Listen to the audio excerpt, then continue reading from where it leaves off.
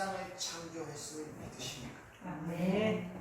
그리고 자신이 창조한 그 세상을 버려두지 아니하시고 지금 하나님의 절대적 주권 아래서 통치하시고 다스린다는 사실을 믿으십니까? 아멘. 그럼 여러분의 삶 속에 그런 것들이 하나하나 감지가 되어 가고 계십니까? 아멘. 지난 한 주 동안의 그 은혜와 그 사랑을 발견하고 감격하여 찬송 드린 적이 있습니까? 아멘. 세월이 지나갈수록 좀 더 세상으로부터 자유로워지고 여러분의 마음이 점점 넓어져 모든 것을 볼 때마다 하나님의 시각으로 하나님의 관점으로 보는 그 넉넉한 마음으로 여러분이 바뀌어가고 있습니까? 아멘.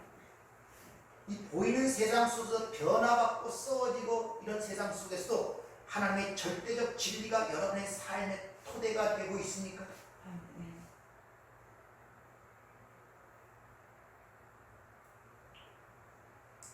그런 것들을 여러분이 발견하신다면 한마디 찬송 한마디 속에서 또한 삶의 한 구석 한 사건 속에서 여러분이 엄청난 하나님의 사랑과 은혜를 체감하게 됩니다.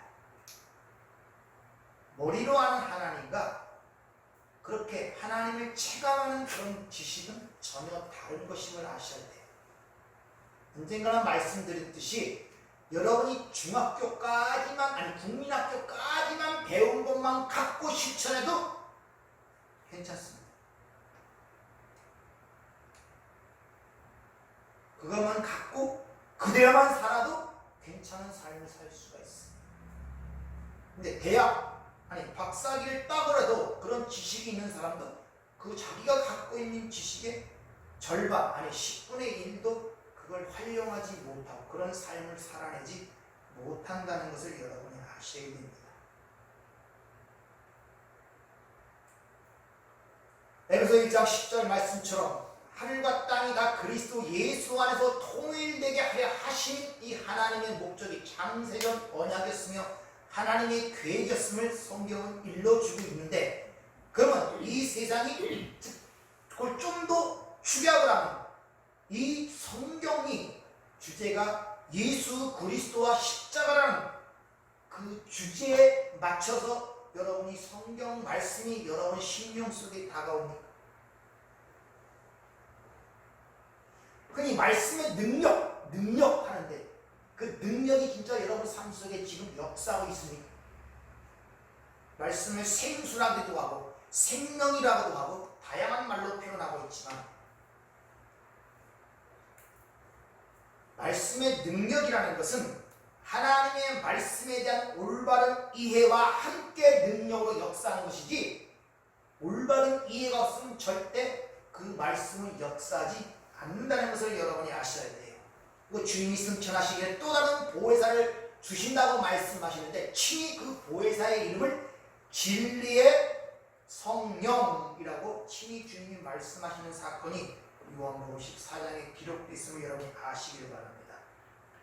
따라서 하나님의 말씀이 성경을 배움으로 말미암아 어떤 인간의 성품과 성격을 발전시키고 성숙시키는 것이 하나님의 말씀의 능력이 아니라, 그런 것들은 세상적 지식도 많아요. 유교에도 있고 도교에도 있고 불교에도 있고, 하나님의 말씀의 능력이라는 것은 그 성경을 통하여 첫째 하나님을 알아야 되고, 그리고 그 하나님 나라에 대해서 아는 지식이 증가가 되어지는 것을 말씀의 능력이라고 하는 것입니다. 그러니까 내 안에 하나님의 말씀의 능력이 역사하고 있는가, 내가 아는 성경 지식이 나의 능력으로 생명으로 역사하고 있는가, 그걸 뭘 어떻게 하느냐, 하나님을 아는 지식을 점점 증가가 되고 삶 속에서 또 그 가야 할 하나님의 나라, 완성된 그 하나님의 나라에 대한 지식이 점점 감지가 되고 있냐는 것이죠. 그것이 되어질 때 땅의 것을 떠날 수가 있습니다. 여기서는 아무리 흙에 속한 자는 흙에 속해서 떠나려고 해도 안 돼. 여기가 우리의 본향이기 때문에 아는 만큼 떠나게 돼 있어요. 하늘에 가까워진 만큼 땅에서 떨어지게 되어 있단 말입니다. 여러분의 수고와 노력으로 그게 되는 게 아니에요. 아무리 허벅지를 찔러가고 세상을 피하여 저 산속으로 들어가게 한다 해도 안 된다니까요. 따라서 여러분의 삶의 모든 고통과 고난, 모든 요인들을 여러분은 어떻게 생각하고 어떻게 찾을 줄은 모르지만은 그 방식은 딱 하나밖에 없습니다. 하나님을 아는 지식이 점점 풍성해져야 되고 그 하나님 나라의 완성에 대한 것들이 확인이 되고 확신이 되어지는 만큼 여러분이 이 땅에서 자유를 수 있다는 것을 여러분이 아셔야 돼요. 아멘. 근데 우리는 그것을 잘 모르잖아요. 영적으로 죽은 자들이기 때문에. 그래서 하나님이 친히 육신을 입고 그 아들을 이 땅을 보내셨어요. 똑같은 몸을 갖고 똑같은 인간으로 인격적 교제를 통하여 할 수 있는 그런 예수를 보내서 그 아들을 통해서 이루신 일이 무엇인가를 점점 깨달아가는 상태. 그리고 그것이 이해되어질 때 그 은혜에 대한 감사와 찬송이 나오는 상태. 이것이 말씀으로 내 안에서 역사한다고 그렇게 이야기를 할 수가 있다는 것입니다. 바로 그러한 과정 속에서 가장 중요한 세계관과 가치관의 변화를 가져오게 되고 그로 인하여 사고와 행동 양식의 변화를 갖고 오게 된단 말입니다. 그런 과정 속에서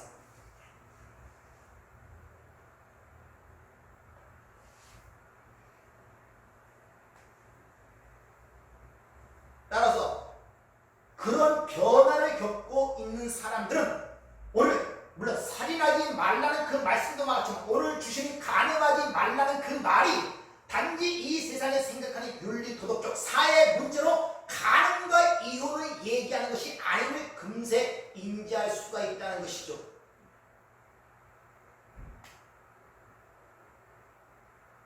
이렇게 변화의 성숙이 일어나지 않으면 살인하지 말라, 간음하지 말라 그대로 계명으로 명령으로 받아들이게 돼요.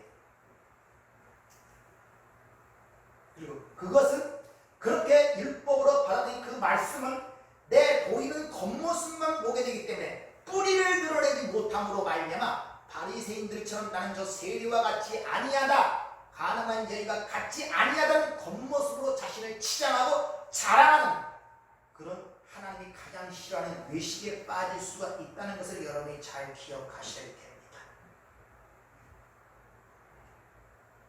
율법의 대표로 생각하는 십계명 주님이 요약을 해주죠. 뭐 여러 가지 10가지 얘기가 있는데 딱 얘기합니다. 하나님 사랑, 이웃. 이와 둘째 계명은 이와 같으니 내 이웃을 내 몸과 같이 사랑하라 이렇게 이야기를 합니다. 하나님 사랑이라는 것은 영적인 그 영이신 하나님은 우리가 어떻게 감지도 보지도 알지도 못하는 분이기 때문에 이 구약에서 어떻게 설명을 해줘요. 그리고 그 사랑이 어떻게 드러나는 우리는 이해할 수가 없습니다. 우리처럼 물질적 어떤 그런 명예로는 하나님도 아니시기 때문에 그래서 그것을 이 땅에 어떻게 보여주고 설명하느냐 이웃 사랑으로 설명하시는 것입니다. 내 원수를 사랑하라, 내 이웃을 내 몸같이 사랑하라. 그것을 여러분들이 아는 지식과 이 세상에 그런 식으로 지금 받아들인다면 여러분 지금 내 이웃을 내 몸과 같이 사랑하고 계십니까? 하나님의 말씀이라면서요. 큰일 나는 거예요. 그 말씀으로 그걸 그렇게 받아들여서 그렇게 못하면 지옥 간다니까요. 지키라고 준 거 아닙니까? 살인하지 말라, 간음하지 말라. 근데 그 살인도 얘기하면 형제에 대해서 뭐하고 불을 내면 이미 살인한 자라는 거예요. 그럼 여기 지옥까지 아니할 자가 누가 있겠습니까? 큰일 나는 거예요. 그래서 그 하나님의 사랑이 무엇인가를 보여 사랑이 뭘 이웃사랑으로 이 땅에서 드러나는데 그 이웃사랑도 선한 사마리아인 비유처럼 어떤 가난하고 불쌍한 자를 돕고 그런 어떤 구제를 하는 것이 이웃사랑이 아니라 그건 당연히 이 땅에서 해야 할 문제고 성경은 그런 사랑이 아니라 바로 거의 감동하나 죽게 된 자를 구하러 온 선한 이웃으로 이방으로 온 그 선한 이웃 바로 예수 그리스도를 이해하는 것입니다. 그러니까 예수를 사랑하는 것이 곧 하나님을 사랑하는 거란 말입니다. 네. 그게 이웃사랑이에요. 우리의 이웃인 바로 그 예수를 사랑하는 것이 하나님의 사랑. 그럼 그 예수를 사랑하는 것이 어떤 의미인가? 그 이웃사랑을 설명해 주는 게 지금 주님이 옛사람은 너에게 이렇게 말했지만 나는 너에게 이르노니, 즉 그 이웃사랑에 대해서 이웃사랑을 하신 그분이 지금 설명을 하고 있단 말입니다. 이웃사랑을 하라고. 근데 그것이 살인하지 말라 이렇게 나와요. 그것이 이웃사랑이라는. 아니 그러면 누가 일상적으로 늘상 살인하는 자가 누가 있길래 살인하지 않는 것이 이웃사랑이라 그래요? 잘 안 맞잖아요. 조금만 생각해도 누가 맨날 살인합니까? 그런 살인을 얘기하는 것이 아니란 말입니다. 그러니까 지금 이웃사랑을 설명한다는 그 말씀은 곧 하나님의 사랑이 이런 것임을 지금 이야기하는 것 마찬가지란 말입니다. 왜? 하나님 사랑하는 것이 이와 같은 것이 곧 이웃사랑이니까 같은 내용이란 말입니다. 그러니까 주님이 지금 이웃사랑을 설명하고 있다는 뜻은 다시 말하면 하나님의 사랑이 무엇인가를 가리키고 있단 말입니다. 근데 그것이 처음으로 나오니 살인하지 말라. 3시간에 걸쳐서 여러분들에게 설명했는데 그게 무슨 뜻입니까?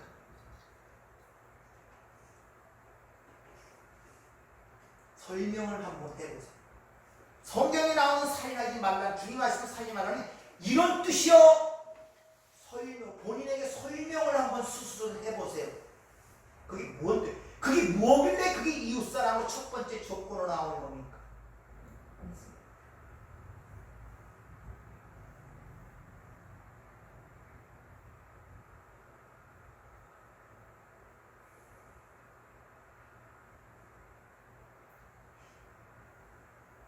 힘드시죠?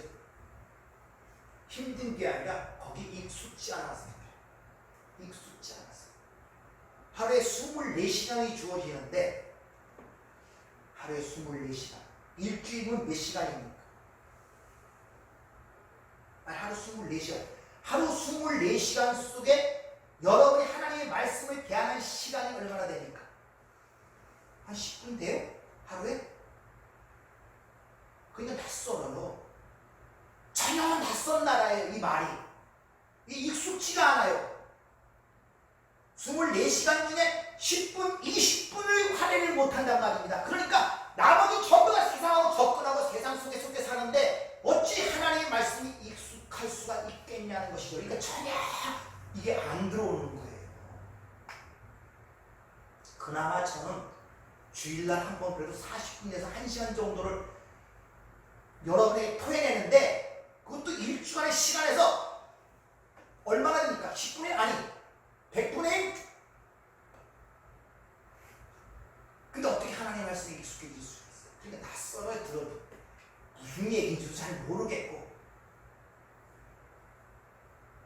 익숙지 않았어요. 왜? 거기에 젖어 있지 않기 때문에. 그러니까 말씀의 능력이라는 자체도 잘 몰라요. 그냥 힘들 때 위로주는 말 정도, 답답할 때 어떤 건 자기가 해결점을 주는 그 정도. 생명, 말씀이 생명이라는 이 말씀 자체가 내 안에 감지가 되질 않아요. 왜 그런지.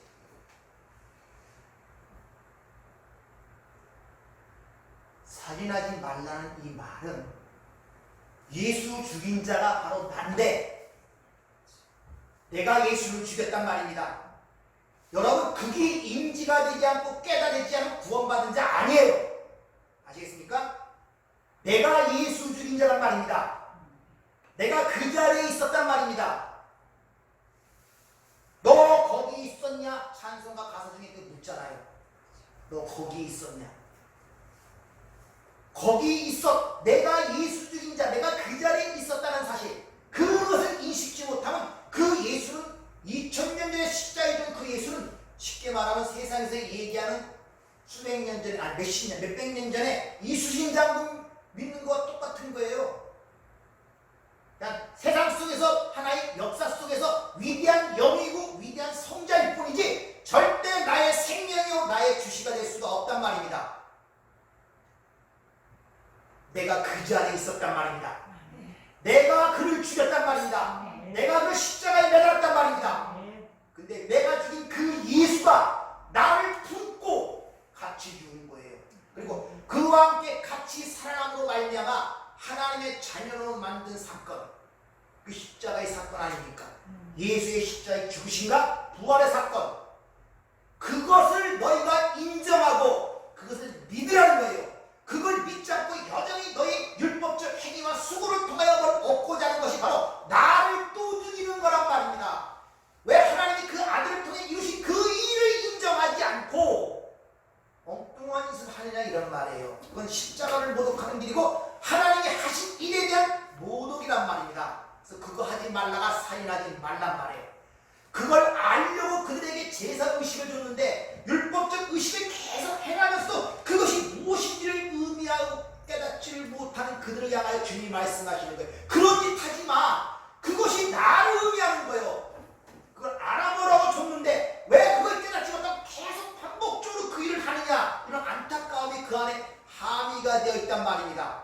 다시 말하면 여러분들이 이 땅에 영생의 삶을 주고 이 땅에서 살아가는 그 모습 속에서 가족과 남편과 가정의 모든 것들은 그걸 가리키기 위해 준 것인데 왜 그걸 반복해 살아가면서 그 가운데서 나의 은혜를 알지 못하고 나의 마음을 알지 못하고 나의 구원을 알지 못하냐고 지금 그런 말씀을 하시는 거예요. 그러면 나의 하나님이 우리를 위해서 그 십자가 아들을 주신 그 일이 무슨 너에게 소용이 있냔 말이에요.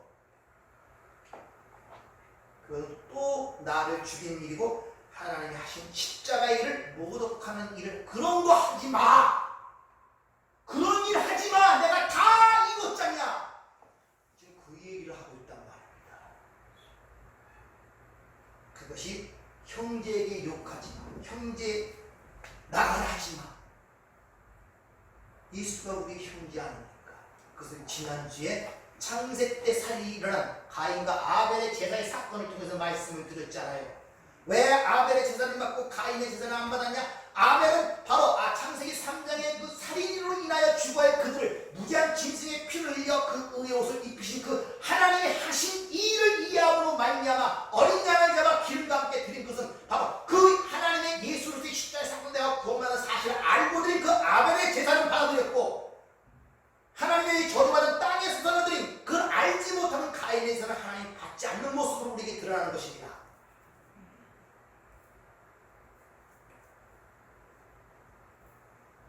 그리스도의 삶 자체가 예배하는 삶이라고 성경은 얘기하거든요. 오늘 한날을 택하여 여기 와서 예배하는 게 아니란 말입니다. 그래서 한 주간의 시작이 주의 날로부터 시작이 되는 거예요. 구약에는 여기 6일 동안 살고 마지막 7일째 하나님의 어떤 결과를 갖고 와서 바치는 삶이었단 말입니다. 일주일 동안 이렇게 살았어요. 그러니까 나를 불쌍히 여겨주세요. 그래서 죄를 용서받기 위하여 장을 죽이고 짐승을 죽이고 수많은 짐승의 피가 흘려지는 그런 행위가 수천 년 동안 반복되어 왔단 말입니다. 그러나 예수 그리스도만의 모든 완성인 이 사건은 하나님의 모독을 받은 상태에서 시작이 되는 거예요. 한 주간에, 그래서 주의 한 주간의 첫날이 주의 날로 신약에 확정이 된 것이란 말입니다. 오늘 받은 것이 무엇인가를 깨달아서 나머지 한 주간 동안 살아가면서 그 하나님의 은혜를 발견하고 하나님의 사랑을 발견하고 그 내 삶 속의 모든 일을 통해 하나님이 하시는 일들을 알아가는 것이 나머지 6일간의 생활이란 말입니다.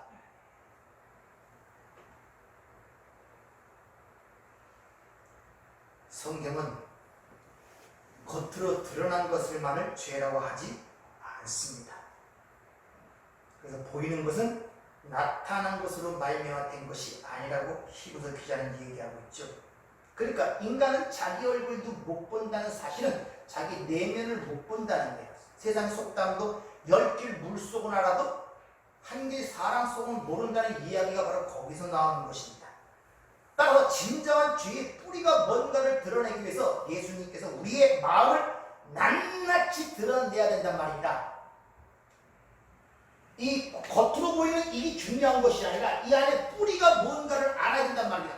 뿌리에 의하여 모든 영양분을 받아 자라는 것이기 때문에 보이는 것이 진짜 중요해요. 이건 싹 잘라내놓으면 뿌리가 있으면 또 자랍니다. 그러나 겉으로 보이는 게 아무리 알아도 뿌리가 없으면 곧 말라지게 돼요. 인간에게 늙고 병들고 죽느냐? 뿌리가 엉뚱한 데 있단 말입니다. 겉으로는 다 살아있는 것 같죠. 그러나 뿌리가 원래 생명으로부터 떠나있기 때문에 점점 세월이 갈수록 말라가고 늙어가고 병들어가고 죽어가는 것입니다. 그래서 우리의 근본적인 것을 드러내기 위하여 주님이 십자가의 죽으심으로 끝나는 것이 아니라 그분이 다시 영으로, 진리의 영으로, 성령으로, 그리스도의 영으로, 하나님의 영으로 우리 안에 들어와 그 내부를 밝혀내시는데, 거기서 완전히 우리의 개념과 다른 방법으로 밝혀내시는데, 죄에 대하여, 의에 대하여, 심판에 대하여 그걸 낱낱이 폭로시키는데, 죄가 의와 심판 다 뭘로 요약이 됩니까? 뭐가 관계가 됩니까? 거기서 죄를 뭐라 그래요? 성령이 와서 하시는 일 중에 죄를 폭로시키는 첫 번째, 그 죄를 뭐라고 설명합니까?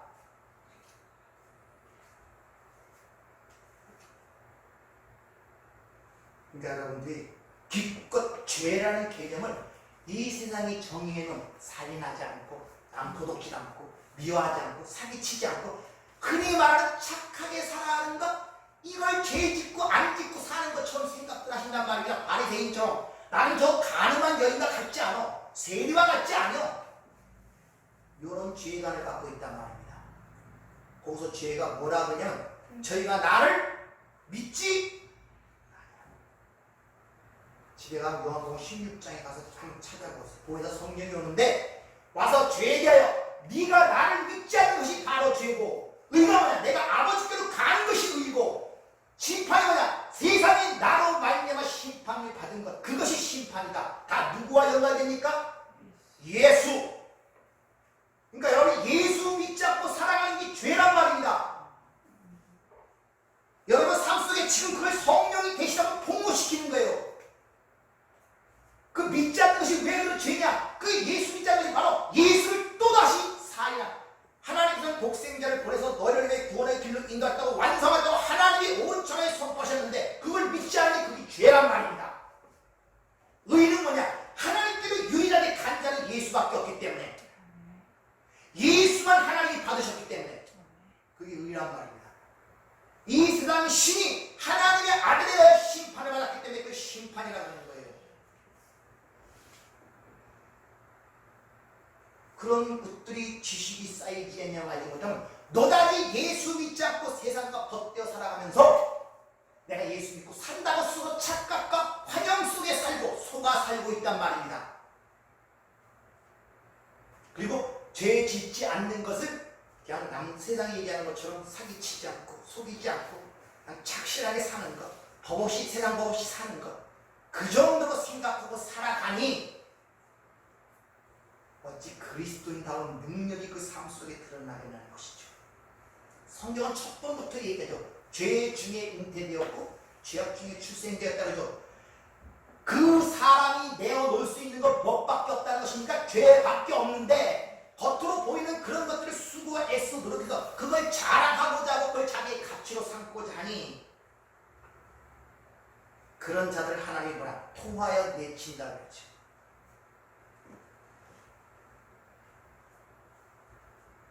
그래서 율법을 줘서 그 죄의 뿌리를 잘라내는 것입니다. 그래서 하나님의 말씀을 검이라고 합니다. 하나님의 말씀은 살아있고 운동력이 있어 예리한, 두나서 예리한 검이 되어 우리 혼과 영과 관절과 골수를 쪼개내신다고 하잖아요. 낱낱이 드러나고 있다는 말입니다. 여러분, 우리 일상적인 생활 속에서 잡초 제거할 때 위에 것만 친다고 그 잡초가 제거됩니까? 아니에요. 위에 거 아무리 다쳐도 다음날 되면 새파랗게 떠올라옵니다. 왜? 뿌리가 있어서. 세례요한이 그래서 뭐라고 외칩니까? 도끼가 어디에 놓여있다? 뿌리에 놓여있다. 뿌리를 제거해야 합니다. 뿌리를. 그것을 다른 말로 거듭나야 한다는 그런 말로 성경은 근원을 바꿔야 한다는 것입니다. 근데 인간들은 보이지 않는 부분에는 관심이 없어요. 다시 말해 영적인 부분에는 관심이 없어요. 보이는 부분만 중요한 것입니다. 그걸 열심히 보이는 부분만, 나오는 것들만 잘라내갖고 그것이 마치 자기의 노력과 업적을 내세우며 교만을 떠는 자들이 바로 바리새인들 아닙니까? 눈으로 보이는 세리, 가늠한 여인과 같지 않은 것 떠들어대는 거죠. 자기 자랑하는 저들과 같지 않음을 감사하나이다. 이것이 보이는 것만 먹고 살아가는 자들이에요. 그들을 향하여 주님이 뭐라고 얘기합니까? 회칠한 무덤 같다는 것입니다. 따라서 여러분 예수를 믿고 성령이 여러분의 임하시면 여러분의 실체를 발라벗겨 보여주면서 질문합니다. 어떻게 할 것이냐?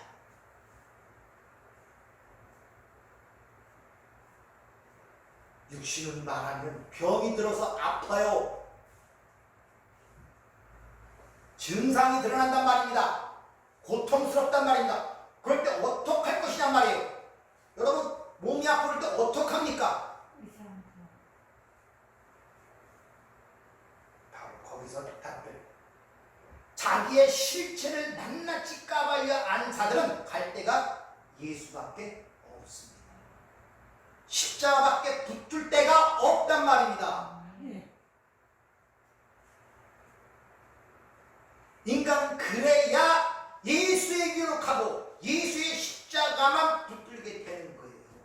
여러분 아프지 않으면 병원에 의사 찾아갑니까? 찾아가요. 그래서 아프지 않은 병이 무서운 병 아닙니까?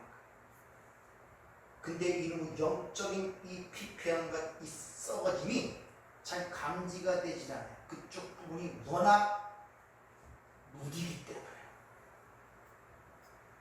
별로 안 아파. 대형이 다 죽어가고 썩어도 아니다. 그럼 어떡합니까?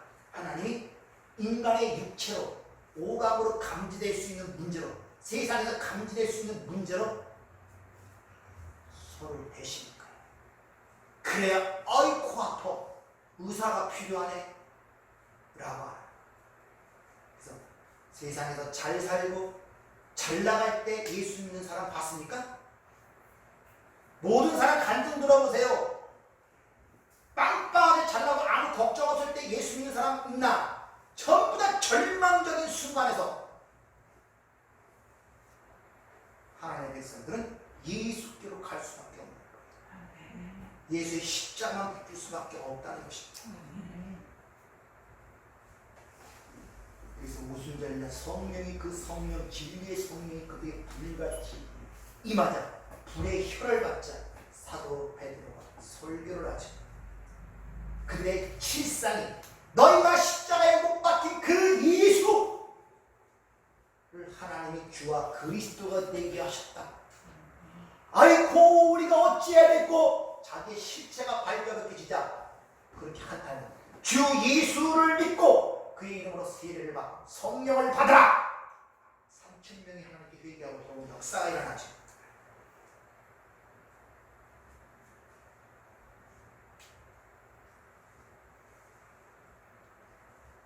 이런 이해를 받고 오늘 말씀을 보면 간음하지 말라. 마음에 음욕을 품은 이미 간음한 자라는 그 말이 니들이 마음을 잘 다스려갖고 그런 마음 갖지 말고 착하고 선한 마음으로 살아야 돼 라는 그런 말씀이겠습니까?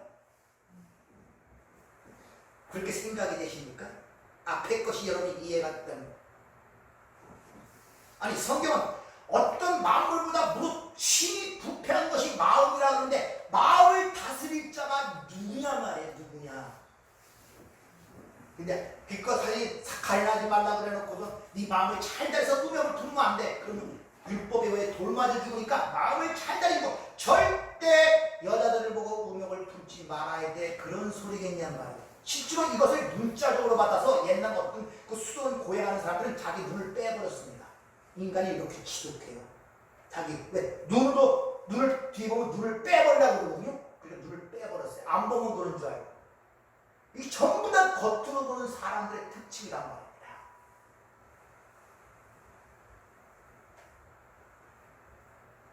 따라서 오늘 간음하지 말라. 너희 마음에 음욕을 품는 이미 간음하였나 그 말은 거꾸로 알아들으셔야 돼요. 너희는 간음하는 자들이고 간음한 자다. 이 말의 선언이시란 말입니다. 근데 인간들은 그렇게 받질 않죠. 할 수 있다고 생각들 하고 있어요. 그러니까 얼마나 하나님의 말씀에 거꾸로 알아요. 왜? 선악의 주체자와 판단자가 인간이기 때문에 하나님의 말씀을 들을 때 자기의 주체자라고 받아버려요. 간음하지 말라, 이혼의 문제가 나오는데 이 간음하지 말라, 이혼의 문제를 이해하기 위해서는 성경이 말하는 혼인이 무엇인가를 명확하게 정의가 되어 있어야지 간음하지 말라는 이 말의 의미를 우리가 이해할 수가 있단 말입니다. 혼인이 뭔가를 알아야 혼인 상태를 더럽히는 그 간음과 이혼이 뭔지를 우리가 잘 이해할 수 있을 거 아니에요. 그럼 성경에서 말하는 혼인이 뭔가를 알기 위해서 우리는 성경으로 돌아가서 성경에서 혼인이 일어나는 사건을 봐야 되잖아요. 그게 바로 창세기 2장 21절에 인간의 첫 번째 혼인의 모습이 그려집니다. 잘 들어보세요. 21절부터 25절까지. 여호와 하나님이 아담을 깊이 잠들게 하시니 잠들매 그가 그 갈빗대 하나를 취하고 살로 대신 채우시고 여호와 하나님이 아담에게서 취하신 그 갈빗대로 여자를 만드시고 그를 아담에게로 이끌어오시니 아담이 이르되 이는 내 뼈 중에 뼈요 살 중에 살이라 이것을 남자에게서 취하였은즉 여자라 부르리라 하니라. 이러므로 남자가 부모를 떠나 그의 아내와 합하여 둘이 한 몸을 이룰지로다. 아담과 그의 아내 두 사람이 벌거벗었으나 부끄러워하지 아니하니라. 여기 혼인의 모습이 처음으로 성경에 등장합니다. 그리고 신약에 보면 주님이 이 말씀을 인용하여 하나님이 합친 것을 사람이 나누지 못할지니라. 우리가 결혼할 때도 그런 말을 많이 주례사에서 쓰죠. 혼인. 여기서 아담이 잠들었다는 표현은 죽음을 비유하는 개념으로 성경에서 많이 쓰입니다. 시편 13편 3절은 사망의 잠이라고 얘기하고 다니엘서 12장 2절을 보면 땅의 티끌 가운데서 자는 자들이 일어난다. 부활의 사건을 그렇게 설명합니다. 그러니까 아담이 깊이 잠들었다 이 말은 죽었다는 말이에요. 신약에서 주님의 죽으심을 그렇게 얘기하죠. 예수님께서 부활하심으로 잠자는 자들의 첫 열매가 되셨다. 죽음을 그렇게 표현하고 있다는 말입니다. 자, 여기서 먼저 여자, 남자라는 개념을 여러분이 이 땅에 지금 사는 모습과 여러분이 머릿속에 생각하는 그런 성적인 개념, 육체적인 개념으로 생각하시면 안 돼요. 아시겠습니까? 네. 다만 하나님이 어떤 구원을 설명하기 위해 하나님의 백성들이 역할 분담을 준 거예요. 남자의 역할로 여자의 역할로. 그래서 아담, 하나님이 원하시는 그 인자, 사람이 무언가를 가리키기 위하여 그 사람에게 남자 역할, 여자 역할로 살아가게 주어진 것이 남자, 여자, 네케바 자칼이지 그 자체가 하나님이 성경에 말하는 남자, 여자의 개념이 아님을 아셔야 됩니다. 그 개념을 안 버리면 성경이 이해가 되질 않아요. 여기서 보면 여자의 근거를 얘기하는데 여자가 누구로부터 나옵니까? 여자의 탄생이 나오죠. 아담을 잠들여 남자를 통하여 나오고 남자의 갈비뼈로 나와요. 여자라는 것이. 여자는 성경에서 뭘 얘기한다 그랬죠 항상? 하나님의 백성, 하나님의 신부, 교회를 상징하는 거예요. 그러니까 여자는 어디서부터 출발하냐? 남자로부터 나오고 남자의 것으로 나타나요. 자기 게 없어요. 왜? 남자를 잠들게 하고 남자의 갈비뼈를 취하여 만든 게 여자니까. 내 것이 없단 말입니다. 남자를 통해 나오고 남자 것으로 만들었으니까 여자의 개념이. 그럼 여자가 성도, 교회라면 우리가 뭡니까? 남자 없이는 존재도 아니라는 말과 같아요. 그래서 그 여자를 끌어가니까 아담이 뭐랍니까? 내 뼈 중에 뼈리요 내 살 중에 살이라죠. 너는 나다 이런 말이에요. 이 말은 무슨 말이냐? 너는 나 없이는 아무것도 아니다 이런 말이란 말입니다. 그러니까 여자는 남자 없이 존재가 아니란 말이에요.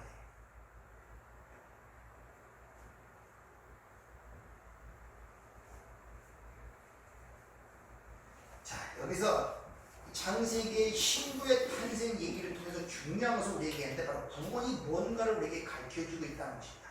다시 말하면 예수 그리스도의 십자가의 사건으로 말미암아 탄생되는 하나님의 백성의 얘기가 그 안에 예시가 되어 있는 거예요. 그래서 뭐라면 남자가 부모를 떠나 여자와 한 몸이 되는 일, 혼인을 통하여 하나님의 백성이 백성이 된다는 내용을 그 안에 담고 있단 말입니다. 아담은 하나님에 의하여 만들어진 자예요.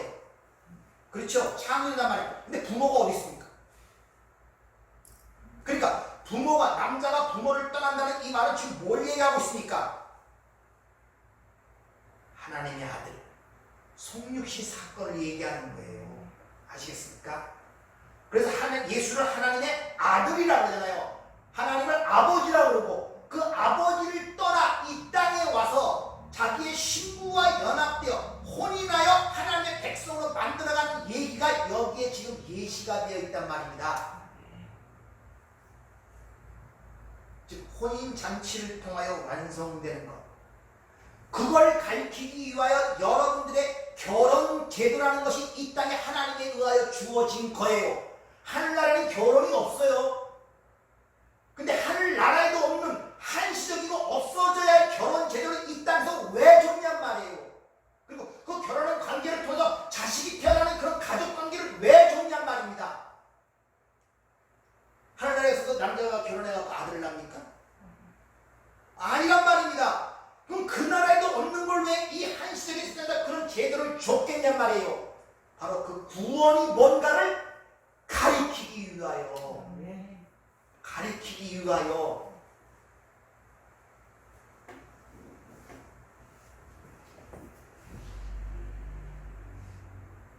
하나님의 아들, 즉 아버지 하나님을 떠나 그 아들이 이 땅에 와서 죽은 우리들, 자기 신부를 만들어내는 이야기가 요약하여 혼인이라고 하는 거예요. 이게 성경이 말하는 혼인이란 말입니다. 그래서 에베소서 5장에 보면 그 이야기가 잘 기록되어 있는데, 앞에서 보면 남편과 아내의 모습을 쭉 어떻게 해야 쭉 설명한 다음에 마지막에 사람이 부모를 떠나 그 아내와 합하여 그들이 한 육체가 될지니 이 비밀이 크도다. 미스테리온. 그것은 앞에서 얘기한 남편과 아내, 이 땅의 남편과 아내에 대한 이야기가 아니라 그리스도와 교회에 대하여 내가 말하노라. 에베소 5장에서 한번 읽어보세요. 이 땅의 아내와 남편의 관계는 바로 그리스도와의 교회의 관계를 설명하기 위한 교보제로 그 제도를 주었다는 것입니다. 그런 관계 속에서 결혼 관계를 봅니까? 하나님의 구원의 역사 속에서 결혼 관계를 보지 못하니 내 독립된 개체 속에서 내 만족만을 위해 그 관계를 보니까 결혼 관계가 힘든 거예요. 그리고 하나님이 주신 의도와 다르게 그것이 주 목적이 되니까 고통스러운 거예요.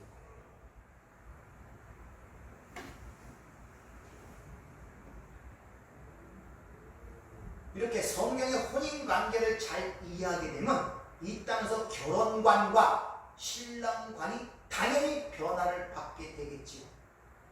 성경에서 말하는 결혼, 혼인이 무언가를 정확히 이해하게 되면 당연히 이 땅에 생각하는 결혼관이 변하게 되어 있단 말입니다. 따라서 신부는 신랑이 없으면 나는 존재도 아니다 라는 것을 깨달아서 신부인 나는 신랑이라는 몸의 한 지체임을 깨달아 그 몸을 위해 살아야 되는 것이 신부의 입장, 신부의 의무라는 것을 알게 된단 말이에요. 신랑이라는 몸, 그래서 교회를 고린도 12장에 보면 예수를 교회의 몸, 우리는 그의 지체, 그리고 그 몸의 머리가 예수 그리스도라고 정확하게 설명하고 있죠. 그것이 교회 관계 속에서 본 남편 그리스도와의 관계를 가리키고 하여 여러분 속에서 남자 여자라는 역할 분단을 통한 그 속에서 살게 하고 있단 말입니다. 이렇게 남편의 죽음에 의하여 창조된 신부가 그것을 깨닫지 못하고 자신의 독립을 선언하는 거예요. 자신의 업적, 공로를 챙기기 시작하면 그때는 한 몸이 돼야 될 것이 분리가 되는 상태가 일어난단 말입니다. 그 이야기를 주님께서 요한복음 15장 포도나무와 가지에 비해서 잘 이야기를 하죠. 한번 읽어볼까요? 요한복음 15장 4절부터 주시면 내 안에 거하라 나도 너희 안에 거하리라. 가지가 포도나무에 붙어 있지 아니하면 스스로 열매를 맺을 수 없음 같이 너희 내 안에 있지 아니하면 그러하리라. 나는 포도나무여 너희는 가지라. 그가 내 안에 내가 그 안에 거하면 사랑의 열매를 많이 맺나니 나를 떠나서는 너희가 아무것도 할 수 없습니다. 사람이 내 안에 거하지 아니하면 가지처럼 밖에 버려져 마르나니 사람들이 이것을 모아다가 불에 던져 사느니라. 포도나무에서 가지가 분리된 상태를 성경은 간음이라는 거예요. 포도나무가 누굽니까? 예수에서 분리된 상태가 간음이란 말이에요. 그럼 이 세상 사람들은 전부 다 간음하는 자들이에요. 여러분도 예수에 붙어 있지 않고 여러분이 스스로 뭐하는 순간에 뭐하는 상태가 된다? 간음하는 상태가 되는 거예요. 지금 간음하지 말라는 그 뜻의 의미가 그거란 말입니다. 너희가 나를 떠나서는 아무것도 할 수 없는 상태를 깨닫지 못하고 자신의 개별적 능력과 재주와 업적을 자랑하며 스스로 독립을 선언하며 이 땅을 살아가는 상태가 간음한 상태란 말입니다. 그런 자들은 뭐하다가 불에 던져 살라버린다고 주님이 친히 말씀하시죠. 따라서 신부의 독립을 증명하기 위하여 어떤 시도나 행위, 즉 예수만을 의지하지 않고 어떤 인간적 수고와 업적과 노력하는 모든 시도와 행위를 다 간음이라고 합니다. 그러니까 바리새인들이 예수를 의지하지 않고 자신의 율법적 행위를 의지하여 구원에 이르는 그 모든 행위가 지금 뭐라고요? 간음하는 행위란 말입니다. 그 진짜 영적 죽어야 할 간음은 이 바리새인들이 하고 있음에도 불구하고 자기들이 선악의 주체자가 되어 육체적으로 가능한 여자를 데다가 율법 운운하면서 그를 때려 죽이려고 하는 이야기가 요한복음 8장에 기록되어 있잖아요. 자기가 진짜 가늠자인 모르고 이런 위험성은 예수를 믿고 예수를 주다 신하며 살아가는 하나님의 백성들 속에 나타날 수 있는 엄청난 위험성이란 말입니다. 그것이 자신을 계속 가늠하며 살아가면서 육체적으로 세상에 가늠한 자를 갖고 책망을 하는 거야. 너 왜 가늠했어? 왜 나쁜 일 했어? 왜 음욕 품었어? 그러면 그들을 계속 정죄하며 돌을 던지는 그런 역할들을 그리스도인들이 알게 모르게 하고 있다니까요. 그러면 스스로 위로를 느끼는 거예요. 나는 가늠한 너희가 같지 아니함을 하나님 감사합니다. 자기가 가늠하는 자를 모르고. 왜? 가늠한다는 말이 뭔지 모르니까. 왜? 성경에 말하는 혼인이 뭔지를 모르니까.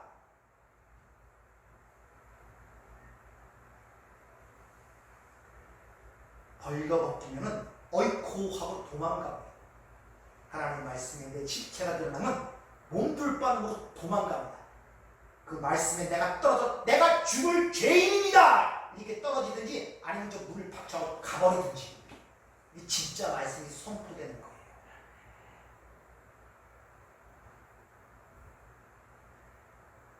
야고보는 이것을 이렇게 또 얘기하죠. 가늠한 여인들아 세상과 덧댄 것이 하나님과 원수됨을 알지 못하느냐? 그런지 누구든지 세상에 덧대고자 하는 자들은 스스로 하나님과 원수가 되느니라. 가늠할 또 다른 말로 세상과 덧댄 것. 그것은 하나님과 원수가 되는 상태가 된다고 지금 야고보가 이 이야기를 하고 있다는 말입니다. 그래서 성경은 한 가지로 창세기 3장의 혼인을 시작으로 시작했고 요한계시록 마지막 성경의 마지막 책도 혼인잔치로 끝나죠. 창세기 2장 20절에 보면 이 역사를 그려내는 이유, 구원의 과정, 그 예비된 신부가 어떻게 신랑으로 완성되어 혼인되는 그것을 이렇게 요약하십니다. 여호와께서 하나님께서 여호와 하나님 아담에게서 취하시고 그 갈빗대로 여자를 만드신 다음에 그를 아담으로 이끌어 오시니 바로 이것이 역사란 말입니다.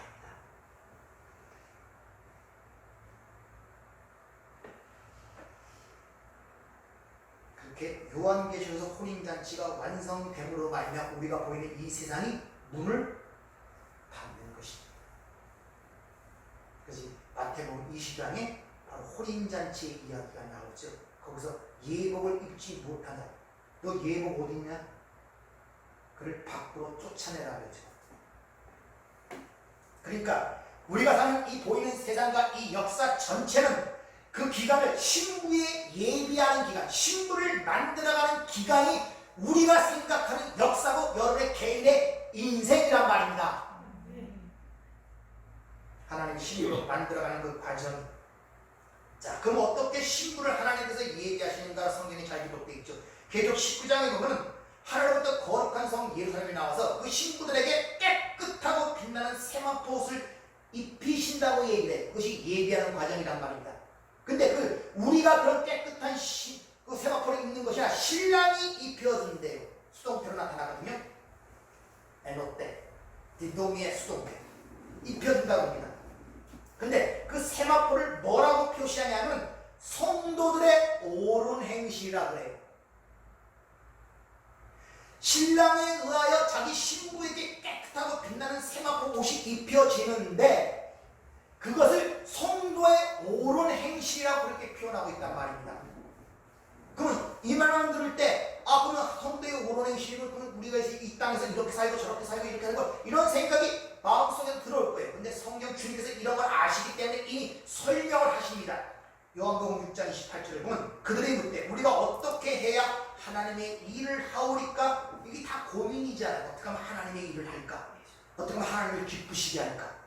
거기에 대한 답변 뭐라고 얘기합니까? 예수께서 대답하여 이르시되 하나님께서 보내신 이 일을 믿는 것이 하나님의 일이라고 분명히 얘기해줘. 하나님께서 보내신 이 누구? 예수 그리스도를 믿는 것, 그것이 하나님의 일이에요. 그럼 그를 믿지 않는 것이 간음이란 말. 그게 살인이란 말입니다. 그것이 이웃사랑을 하지 않는 것이란 말입니다. 그것이 곧 하나님을 사랑하지 않는 것이란 말입니다. 그러니까 이 땅에서 우리가 준비해야 될 것은 이런 행위를 하고 저런 행위를 해서 준비하는 것이 아니라 바로 예수 그리스도를 믿는 믿음을 갖고 있는 것이 우리가 준비할 부분이에요. 믿음. 근데 그 믿음을 히브리에서 뭐라고 기록합니까?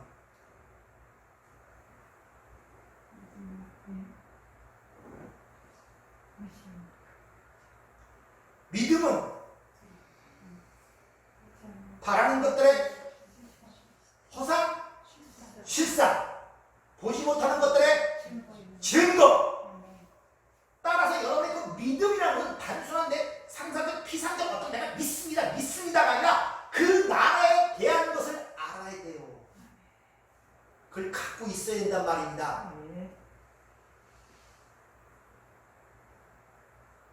그걸 또 다른 말로 혼인잔치 비해서 예복이라고 하죠.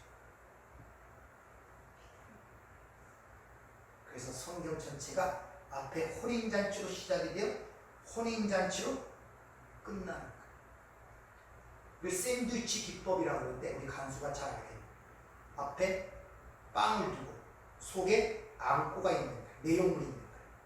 그 혼인잔치라는 것은 시작돼서 혼인잔치가 완성되는데 그 안에 혼인의 내용과 그 과정이 설명된 것이 성경이란 말입니다.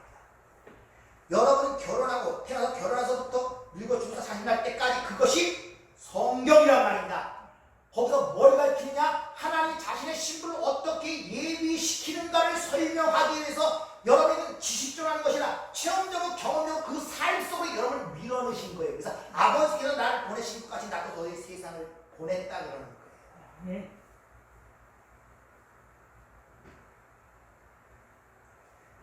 그래서 성경은 이렇게 얘기하죠. 로마서 3장 21절. 이제 율법에 하나님의 한 의가 나타났으니 율법과 선지자의 증거를 받은 것이다. 곧 예수 그리스도를 믿음으로 말미암아 믿는 자에게 미치는 하나님의 의, 그 세마포 옷, 하나님 인정해 준 선한 성도의 옳은 행실, 예수 그리스도를 믿음으로 말미암아 하나님의 그 의의 옷 입혀주시는데 우리에게 필요한 것이 믿음이라는 거예요. 그래서 성경에 보면은 항상 상상치 못한 고멜과 같은 여자들 신부로 취하는 모습들이 드러나는 거예요. 아가서에 보면 솔로몬 왕이 그 이스라엘의 예쁜 여자들 다 내려두고 누구를 신부로 선택합니까? 슐람비 여자, 흑인, 노일이온. 그 이스라엘 여인들, 백인들, 아름다운 여인들을 다 이스라엘 내비두고 왜 하필 노예를 끌는 슐람비 그 하인을 자기의 왕비로 택하겠냔 말이에요. 오늘과 같은 창녀 같은 우리에게 하나님이 청혼하시는 모습이 거기서 드러나는데 바로 하나님이 자신의 신부에 대한 사랑의 고백이 아가서란 말입니다. 우리가 하나님께서 혼인을 청구하는 걸 뭐라고 프로포즈라고 그러죠? 프로포즈하는 내용이 기록되어 있다니까요. 호세아서 2장 19절.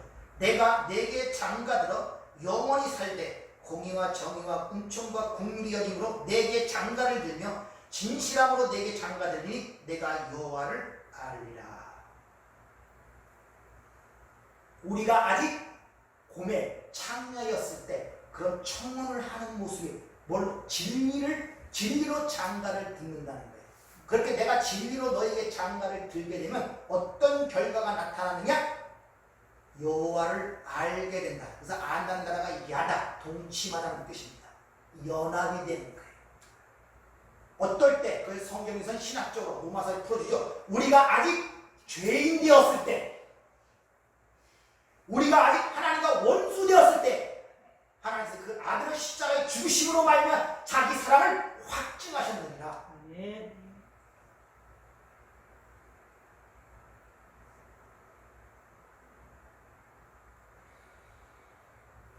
하나님이 이걸 가르치고 알리시기 위해서 하나님이 역사를 창조하시고 당신의 백성들을 창세에 이미 완성된 그들을 이 땅에 죄인의 모습으로 보내시는 거예요.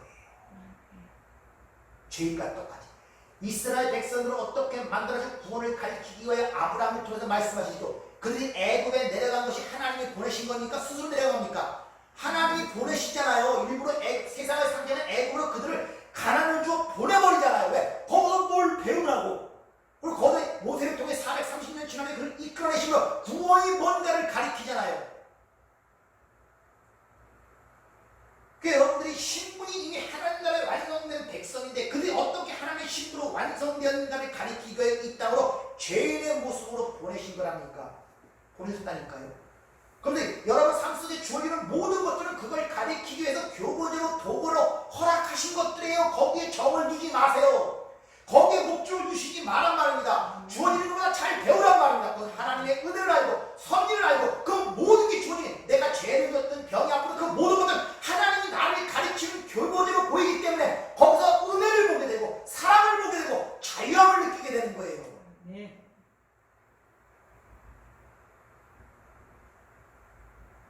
그래서 하나님께서 제일 민감한 부부관계를 허락하신 것입니다. 그 부부관계를 깨는 것이 한 몸 깨는 게 가능 아니에요.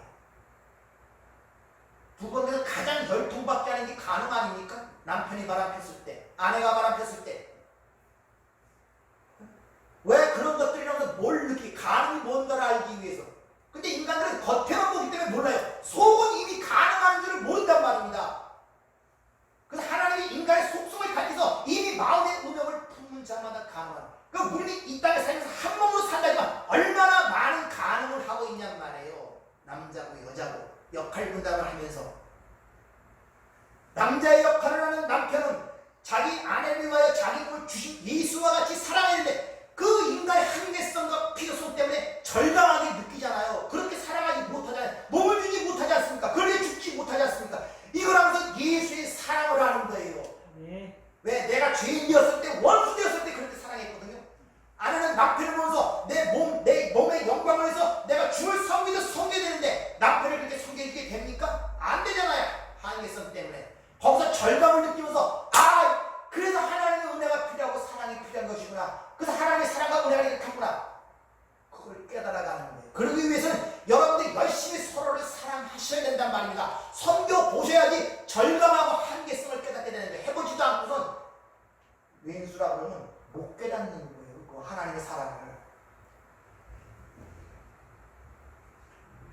그래서 부부는 최선을 다해 서로 사랑해주고 섬기고 참아주고 안아주며 하는 가운데서 그렇게 되어질 수 없는 내 절감과 한계성을 더 느끼는 거란 말입니다. 해보지도 않고 어떻게 느낍니까? 거기서 하나님의 사랑을 보는 거예요. 남편의 사랑을, 우리 예수의 사랑을 보는 거예요. 나는 이랬는데, 나는 저랬는데, 나는 잠시 사는 이 세상에서 저를 그렇게 사랑하지 못하는데 어떻게 하나님 나 같은 죄인, 고백 같은 나, 다 이것저것 빨리고 팔서 노력 팔려가는 나를 위해 자기 목숨을 버리셨나요? 이런 고백이 나온다. 이렇게 되면은 모든 것이 새롭게 보이게 되고 성경 한 구절 한 구절, 찬송가 한 구절 한 구절이 마음에 안 닿을 수가 없습니다.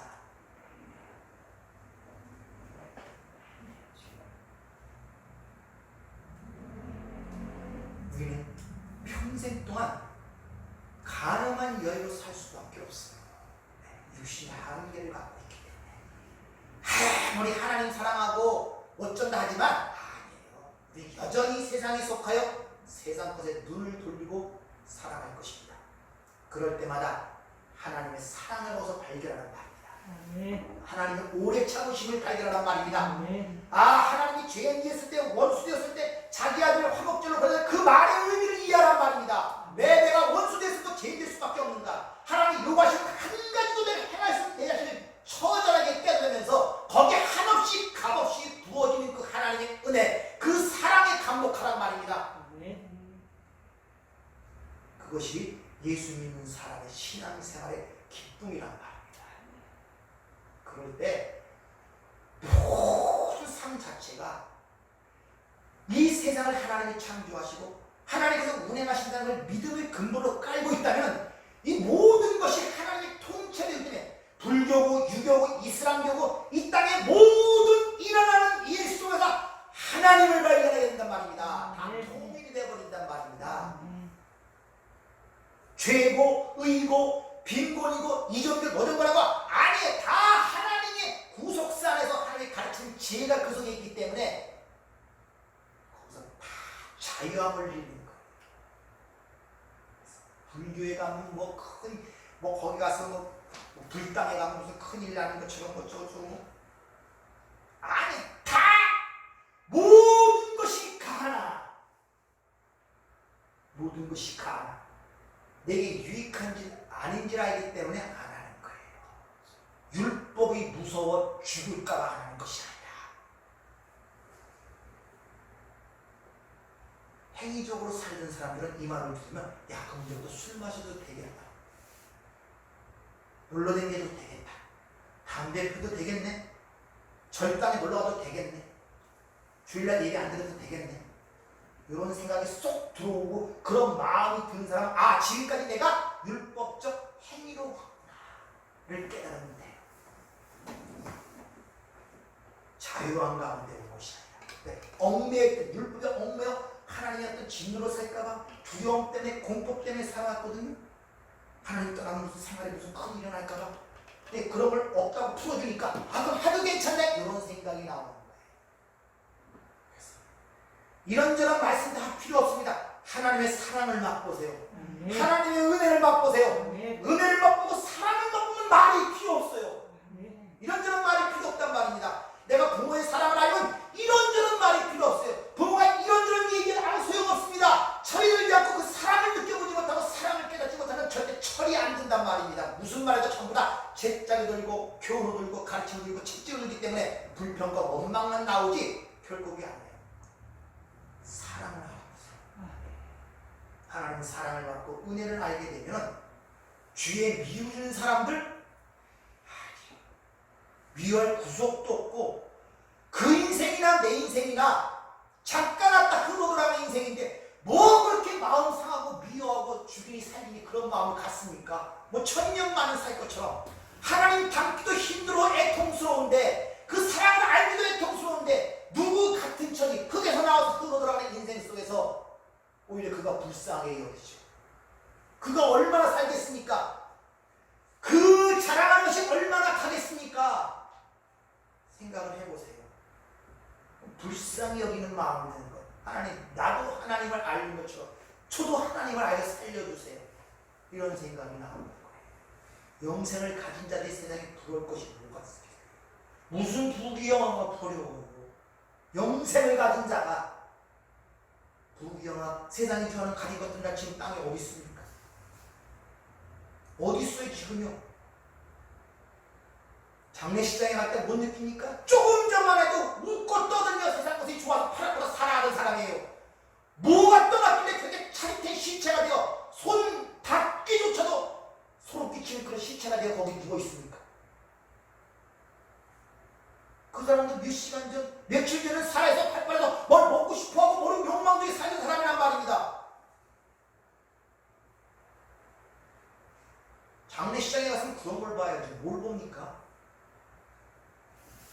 그런 걸 봐야지. 그래서 전도서도 너희가 유심 마음에 간직하라.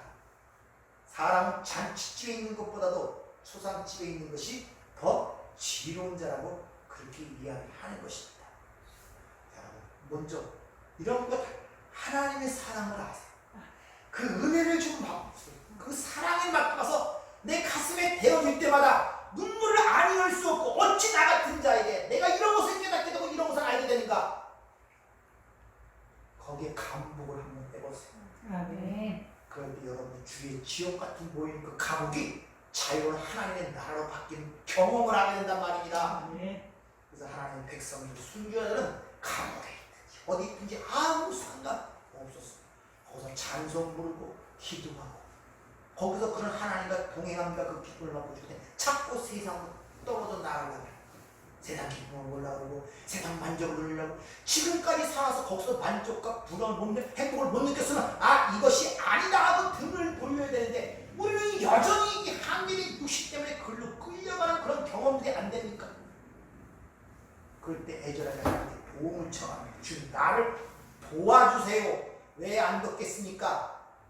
처절한 그런 애처로운 그 기도를 하나님 아버지가 왜 안 듣겠습니까? 그럴 때 기도하시란 말입니다. 아멘. 그러면 하나님의 위로자가 되기를 주의로 부탁드립니다. 아멘. 은혜롭고 자비로우신 아버지 하나님, 참 우리는 생각할수록 왜 이렇게 짧은 인생을 살아가면서 많은 갈등과 고민, 심지어 거기다 남을 미워하기도 하고 싫어하기도 하고 분노와 시기, 질투, 아이고 왜 작다는 것들이 마음속에 많이 있는지 참으로 빨리 주님 오신다는 그런 생각이 간절히 들 때가 너무나 많습니다. 아버지, 이 벗어나지 못하는 이 절감 속에 하나님께 기도하오니 주님 불쌍히 여겨주셔서 우리 마음에 평안을 주시고 기쁨을 주셔서 능히 이겨갈 수 있는 믿음의 사람이 될 수 있도록 축복하여 주시옵소서. 아멘. 예수님 이름으로 기도하옵나이다. 아멘.